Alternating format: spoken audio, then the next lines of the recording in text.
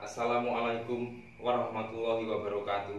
Waalaikumsalam warahmatullahi wabarakatuh. Bismillahirrahmanirrahim. Alhamdulillah, kali ini kita berkumpul lagi dalam tim Sehjati Channel. Jangan lupa like dan subscribe channel kami, dan silahkan share video kami. Semoga bermanfaat. Dan kali ini kami akan membahas sedikit tentang video kami yang beberapa bulan yang lalu yang sudah kami upload. Ada beberapa pertanyaan dari pemirsa. Semoga dengan jawaban-jawaban dari kami bisa membuat kita lebih paham, lebih mampu untuk menelaah tentang hal-hal yang bersifat rohaniah. Silakan kita buka untuk pertanyaan kita malam hari ini. Assalamualaikum. Waalaikumsalam warahmatullahi wabarakatuh. Saya perwakilan dari sahabat Sehjati Channel yang mewakili menanyakan tentang ruh itu banyak atau sedikit, yaitu dalam video judul Letak Ruh dalam Tubuh. Dari sahabat Sehjati ada yang menanyakan bahwa di situ dijelaskan ruh manusia itu jumlahnya banyak sekali, bahkan sampai tidak terbilang jumlahnya. Sedangkan ada yang mereferensikan jumlah ruh manusia itu ada 9 dan banyak referensi lainnya.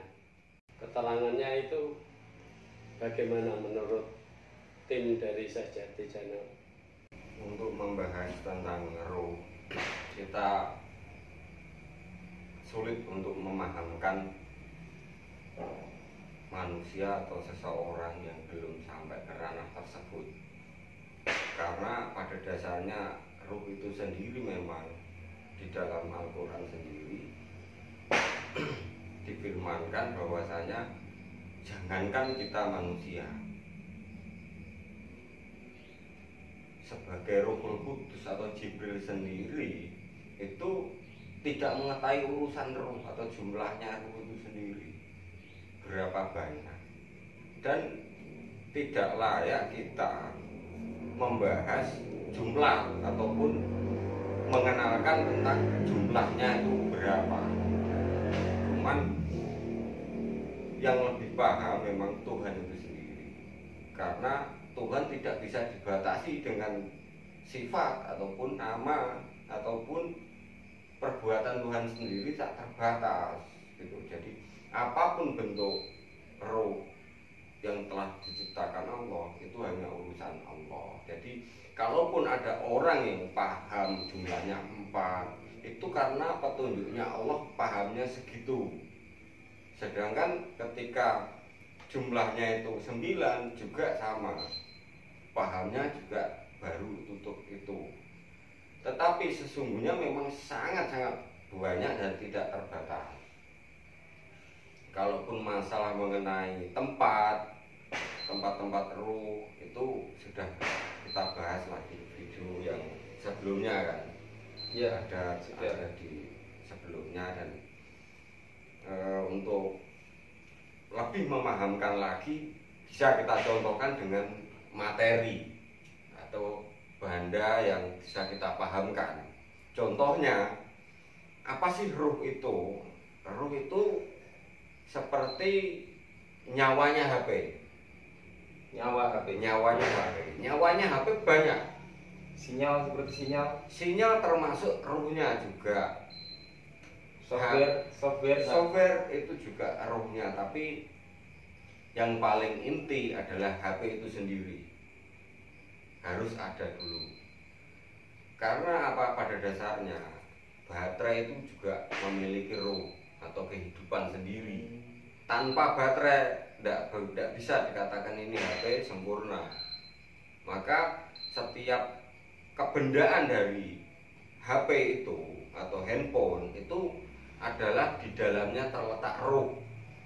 Contohnya software, hardware, malware ataupun bendanya sendiri, di mana prosesor itu bisa berjalan beriringan, bisa kalau HP yang canggih bisa 4, bisa lebih, dan itu pun bisa kita pahamkan.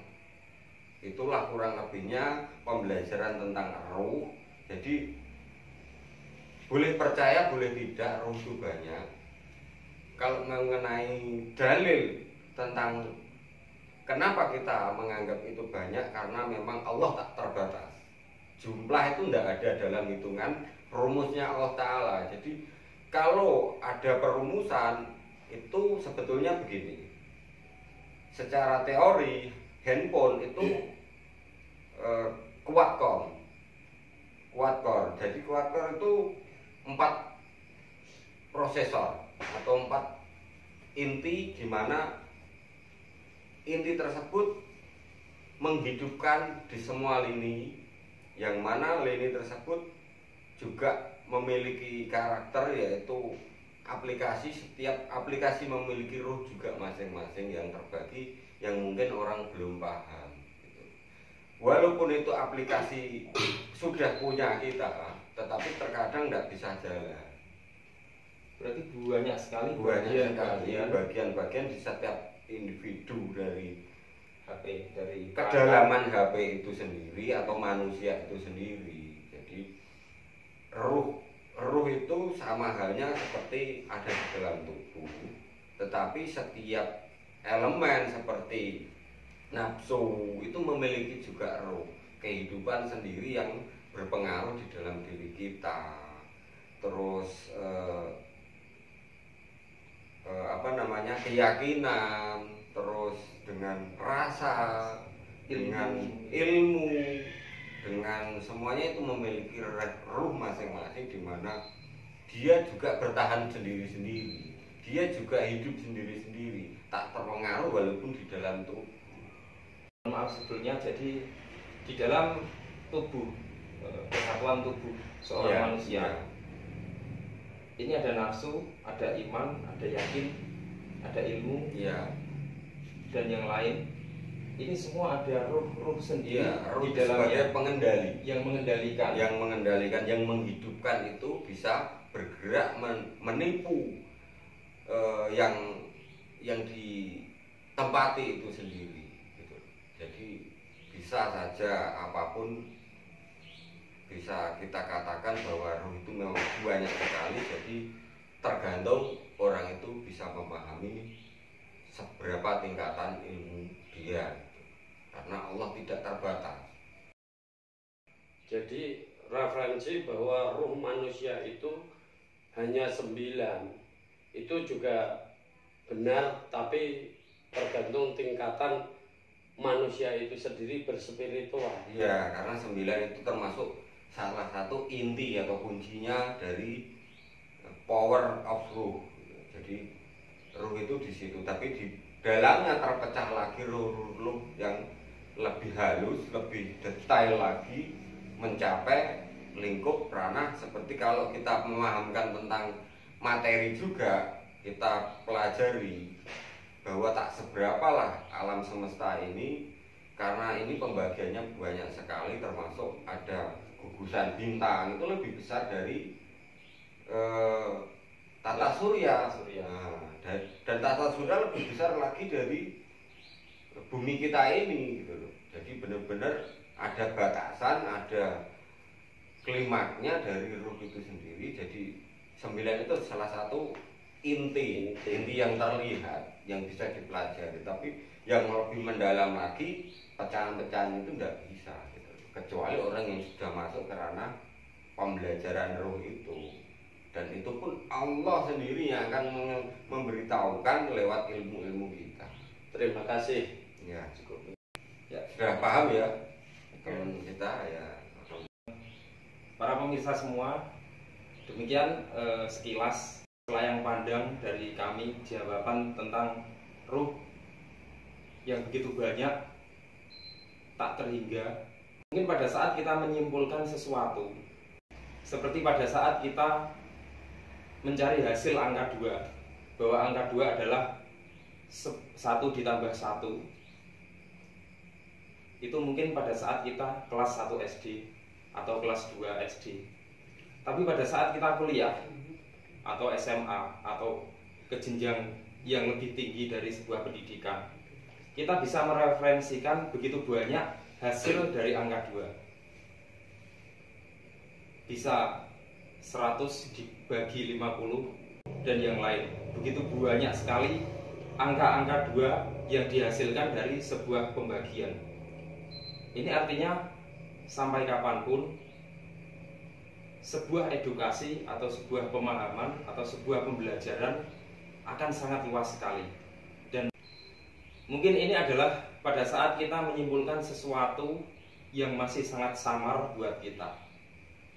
Satu yang pasti, pada saat kita ingin mencapai sempurna pada sebuah wawasan, kita tidak fanatik, kita tidak membatasi, berpandangan luas, dan bisa menerima ilmu itu atau wawasan itu dari semua sudut pandang. Wassalamualaikum warahmatullahi wabarakatuh. Waalaikumsalam warahmatullahi wabarakatuh.